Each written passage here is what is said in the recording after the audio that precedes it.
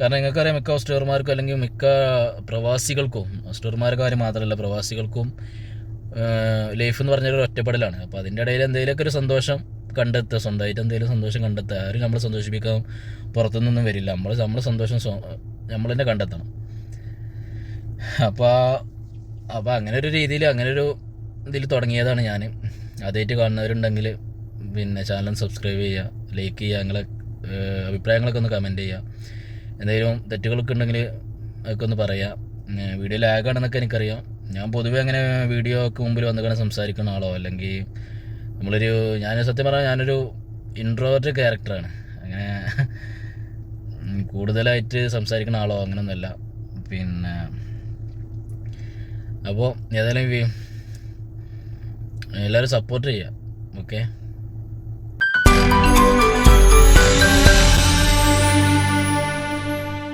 Hi guys, welcome back. എല്ലാവർക്കും സുഖമല്ലേ? അപ്പോൾ ഞാനിപ്പോൾ നിൽക്കുന്നത് Jeddah King Abdul Azeez യൂണിവേഴ്സിറ്റിയിലാണ്. Jamia എന്ന് പറയും, മിലിറ്ററി യൂണിവേഴ്സിറ്റി എന്ന് പറയും. കാരണം മിലിറ്ററിയുടെ അണ്ടറിലാണ് ഇവിടെ കാര്യങ്ങളൊക്കെ. അപ്പോൾ ജാമിയ എന്നാണ് അറബിയിൽ പറയുക യൂണിവേഴ്സിറ്റി. ഒരുവിധം ഹോസ്റ്റലർമാർക്കൊക്കെ ഉണ്ടാകുന്ന വട്ടമാണ് ജാമിയ. ഈ ജാമിയ വട്ടത്തിന് എന്താ പ്രത്യേകത എന്ന് വെച്ചാൽ അതിന് പ്രത്യേകിച്ച് ടൈമൊന്നും ഉണ്ടാവില്ല. ഒരു ദിവസം രാവിലെ 7 മണിക്കാണെങ്കിൽ ഒരു ദിവസം 8 മണിക്കായിരിക്കും, അടുത്ത ദിവസം 9 മണിക്കായിരിക്കും, ചിലപ്പം 11 മണിക്കായിരിക്കും, 12 മണിക്കായിരിക്കും. അങ്ങനെ പല ടൈമിലായിരിക്കും ഓട്ടങ്ങൾ. ചിലപ്പോൾ നമ്മൾ ഇവിടെ വന്ന് ഞാനിപ്പോൾ ഇവിടെ വെയിറ്റിങ്ങിലാണ്. ഞാനിപ്പോൾ ഇന്ന് 2 മണിക്കൂർ വെയിറ്റിംഗ് ഉണ്ട്. അപ്പോൾ ഇങ്ങനെ ജസ്റ്റ് വണ്ടിയിൽ AC ഒക്കെ ഇട്ടിരുന്ന് ഇവിടെ ഇരിക്കുക, അത്ര തന്നെ. ചിലപ്പം വന്ന ഉടനെ ഒരു അരമണിക്കൂർ കഴിഞ്ഞാൽ തിരിച്ചു പോകും. ചിലപ്പം ഒരുപാട് 5-6 മണിക്കൂർ ഉണ്ടാവും. ചിലപ്പം രാവിലെ മുതൽ വൈകുന്നേരം ഉണ്ടാവും. അപ്പോൾ ഒരുപാട് ടൈമൊക്കെ ഇവർക്ക് ക്ലാസ് ഉണ്ടെങ്കിൽ നമ്മൾ ഇവരവിടെ കൊടുന്ന വിട്ടിട്ട് നമ്മൾ തിരിച്ച് വീട്ടിൽ പോകും. ഇതുപോലെ 1 മണിക്കൂറോ 1.5 മണിക്കൂറൊക്കെ ആണെങ്കിൽ നമ്മളവിടെ വെയിറ്റ് ചെയ്യും. അപ്പോൾ ഞാൻ ആരെ കൊടുന്ന് വിടാനാണെന്ന് പറഞ്ഞില്ല. എൻ്റെ കഫീലിൻ്റെ പെങ്ങളെ കൊടുന്ന് വിടാനാണ് വന്നത്. അവളിവിടെ നിന്ന് പഠിക്കുന്നത്, ഡോക്ടറിന് പഠിക്കുകയാണ്. സൗദി അറേബ്യയിലെ വലിയൊരു യൂണിവേഴ്സിറ്റിയാണിത്. ഇപ്പോൾ ഞാൻ പാർക്കിംഗ് ഏരിയയിലാണുള്ളത്. ജസ്റ്റ് ഒന്ന് ഇവിടുത്തെ വ്യൂസൊക്കെ ഒന്ന് നിങ്ങൾക്ക് കാണിച്ചു തരാം. ഇപ്പം ഞാൻ ഇരിക്കുന്ന സ്ഥലത്ത് വെറും പാർക്കിംഗ് മാത്രമേ ഉള്ളൂ.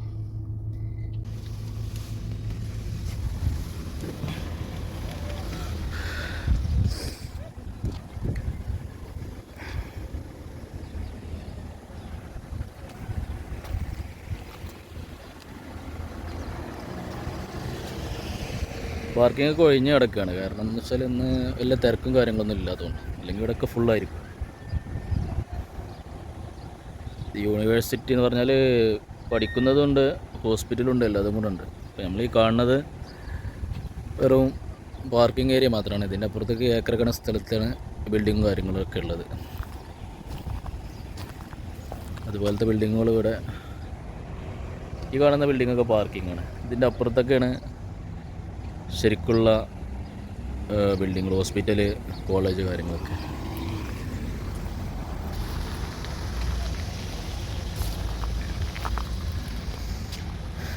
ഇതുപോലെ നല്ല ഭംഗിയിൽ വെട്ടി വെച്ച മരങ്ങളൊക്കെ ഉണ്ട് ഇവിടെ.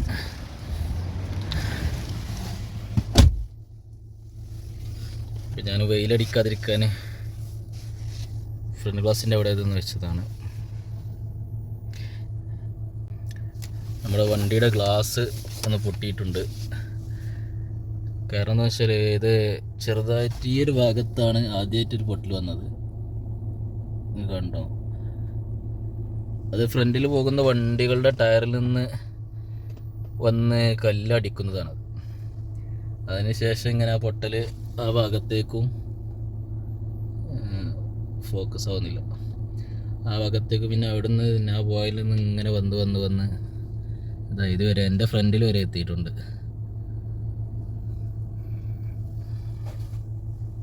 അപ്പോൾ ഞാൻ പറഞ്ഞു തരുന്നതെന്ന് വെച്ചാൽ ജാമ്യ ഒരു ടൈമും കാര്യങ്ങളൊന്നുമില്ല. നമ്മൾ ഹോസ്റ്റലർമാരായിട്ട് വരുന്നവർക്കൊക്കെ അറിയാം, ഹോസ്റ്റലറായിട്ട് ജോലി ചെയ്യുന്നവർക്കൊക്കെ അറിയാം. പുതുതായി വരുന്നവർക്കൊക്കെ ഒരു ചെറിയൊരു എന്താ പറയുക, ഒരു ഇൻഫർമേഷൻ ആയിക്കോട്ടെ എന്ന് വെച്ചാൽ. നേരെ മറിച്ച് ചെറിയ കുട്ടികൾ പിന്നെ മദ്രസ സ്കൂൾ കാര്യങ്ങളൊക്കെ ഒരു കറക്റ്റ് ടൈം ഉണ്ടാവും. രാവിലെ 6:30 അല്ലെങ്കിൽ 7:30 8 മണി അങ്ങനെ കറക്റ്റ് ടൈം ഉണ്ടാവും. ജാമ്യ അതുപോലുള്ള പല സമയത്തായിരിക്കും ഉണ്ടാവുക. പിന്നെ ചിലർക്കുള്ള സംശയമാണ് നമുക്ക് ഓടിക്കാനുള്ള വണ്ടിയൊക്കെ എങ്ങനെ ആയിരിക്കും. ഇവിടെ അധികം ഓട്ടോമാറ്റിക് ഗിയറാണ് ട്രാൻസ്മിഷനാണ് ഉണ്ടാവുക. മാനുവലായിട്ട് അപൂർവമായിട്ട് ഉണ്ടാവുള്ളൂ. മാനുവലുണ്ട്, പക്ഷേ ഓട്ടോമാറ്റിക് ആയിരിക്കും അധികവും ഉണ്ടാവുക. 90% ഓട്ടോമാറ്റിക് ആയിരിക്കും. ഓടിക്കാൻ ഭയങ്കര സുഖമാണ്, എളുപ്പമാണ്. ഇപ്പം ഞാൻ ഓടിക്കുന്നത് ഹ്യുണ്ടായിയുടെ ഒരു സെൻറ്റാഫെ എന്നുള്ളൊരു വണ്ടിയാണ്. ഇതുപോലെ ചെറിയ ഓട്ടങ്ങൾക്കൊക്കെ ഞാനിതാണ് ഉപയോഗിക്കൽ. ഈ വണ്ടി ഓട്ടോമാറ്റിക് ട്രാൻസ്മിഷനാണ്, നിങ്ങൾക്ക് വീഡിയോയിൽ കണ്ടാൽ മനസ്സിലാകും. ഇതൊരു ചെറിയ വണ്ടിയാണ്. ഇപ്പോൾ സമയം 12:20. ഒരു 1 മണി വരെ ഞാനിവിടെ വെയിറ്റ് ചെയ്യേണ്ടി വരും.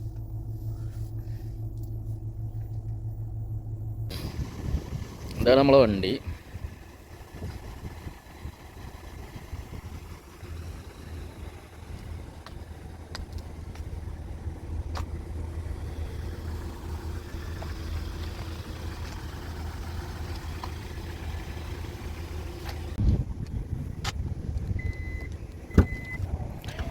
പിന്നെ സൗദികളുടെ ഒരുവിധ വണ്ടിയിലൊക്കെ ഇതുപോലെ പോർട്ടബിളായിട്ടുള്ള ചെയർ ഉണ്ടാകും.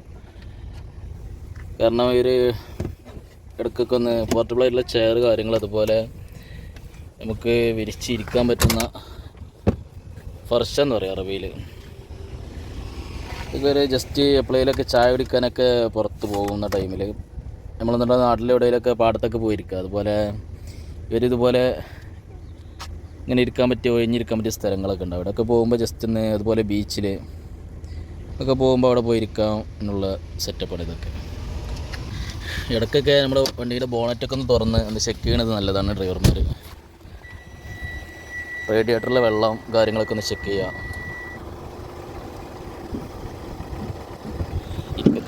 ഇപ്പം ഞാൻ റേഡിയേറ്ററിലെ വെള്ളം ഒന്നും ചെക്ക് ചെയ്യുന്നില്ല, കാരണം ഞാനിപ്പോൾ ഓൾറെഡി വണ്ടി ഓടിക്കൊണ്ടിരുന്ന് ഇപ്പോൾ ഒരു 2-3 മണിക്കൂറായി, 2 മണിക്കൂറോളമായിട്ട് വണ്ടി സ്റ്റാർട്ടിങ്ങിലാണ്. അതുകൊണ്ട് എല്ലാം നല്ല ഹീറ്റായിരിക്കുന്ന ടൈമാണ്. ഹീറ്റായിരിക്കുന്ന ടൈമിൽ പോയിട്ട് റേഡിയേറ്ററിലൊന്നും ചെന്ന് തൊടാൻ നിൽക്കരുത്. വണ്ടിൻ്റെ എഞ്ചിനൊക്കെ ഫുൾ ക്ലീനാണ്.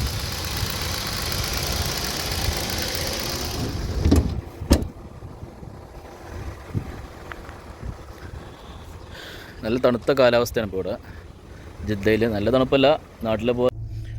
അപ്പോൾ ഞാൻ പറഞ്ഞു വന്നത് എന്താണെന്ന് വെച്ചാൽ, നമ്മൾ ഇടയ്ക്ക് വണ്ടിക്കൊന്ന് ചെക്ക് ചെയ്യുക. കാരണം നമ്മളെ കയ്യിൽ അവർ വണ്ടി തന്നാൽ പിന്നെ പൂർണ്ണ ഉത്തരവാദിത്തം നമുക്കാണ്.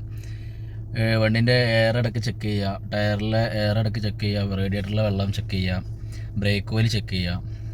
പിന്നെ ഒരിക്കലും പെട്രോളൊന്നും ഒരിക്കലും പിന്നെ മുഴുവനായിട്ട് കഴിയാൻ നിൽക്കരുത്.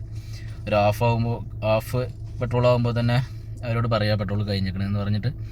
അപ്പോൾ അവർ പിന്നെ പെട്രോൾ അടിക്കാൻ പൈസ തരും, നമ്മൾ പോയി പെട്രോൾ അടിക്കുക. കാരണം മുഴുവനായിട്ട് കഴിയാൻ നിന്നാൽ ചിലപ്പം നമ്മൾ വിചാരിക്കും ഇനി അടുത്ത ട്രിപ്പ് പോകുമ്പോൾ എണ്ണ അടിക്കാമെന്ന് വിചാരിക്കും. ചിലപ്പം പെട്ടെന്നായിരിക്കും ഒരു എമർജൻസി ആയിട്ട് ഒരു ദൂരയാത്രയൊക്കെ പോകേണ്ടി വന്നാൽ അപ്പോൾ പിടിച്ച് എണ്ണ അടിക്കാൻ പോകുമ്പോൾ ചിലപ്പം പെട്രോൾ പമ്പിൽ തിരക്കായിരിക്കും. അങ്ങനെയൊക്കെ പല സാഹചര്യങ്ങളും ഉണ്ടാകാറുണ്ട്.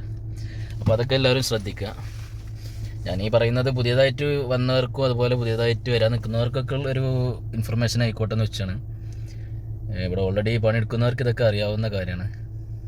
അപ്പോൾ ഈ വീഡിയോ വെച്ച് എൻ്റെ ചെയ്യാണ്. കാരണം ഇനി പിന്നെ ഇടയ്ക്ക് എൻ്റെ കയ്യിൽ പിന്നെ എന്താ പറയുക, ഈ ജോബ് വേക്കൻസീസൊക്കെ വരണ്ട്. അധികം അസ്റ്റർ വേക്കൻസി ഒക്കെയാണ് വരല്.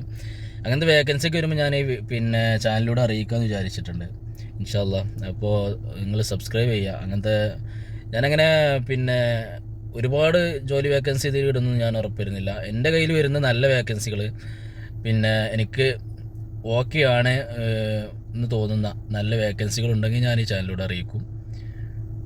അപ്പോൾ എല്ലാവരും ഒന്ന് സപ്പോർട്ട് ചെയ്യുക. Okay, thank you. അടുത്ത വീഡിയോയിൽ കാണാം.